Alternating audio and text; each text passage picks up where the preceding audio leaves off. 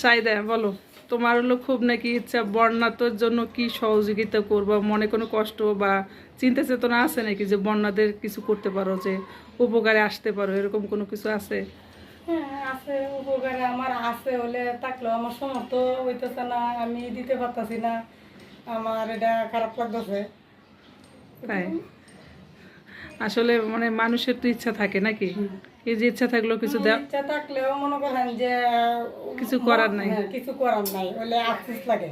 কিন্তু এই মুহূর্তে মনে হচ্ছে যে যা পারি তা দিয়ে দিব নাকি। হ্যাঁ, যা পারি তা দিয়ে দিব। তো আজকে পুরাতন কিছু কাপড় চোপড় আপার থাকে নাকি, সেগুলো দিয়েও আজকে দিব নাকি। সবাই পুরাতন কিছু কাপড় চোপড়, কিছু খাবার যে দাবার, যেটা পারি, যতটুকু সমর্থ অনুযায়ী খোলা। একটা যদি স্লাইনও দেওয়া যায় তাও একটা উপকার নাকি, গরিব মানুষ হিসেবে যে যেটা উপকারে আসি। তো সেটাই, এখন তো মানুষের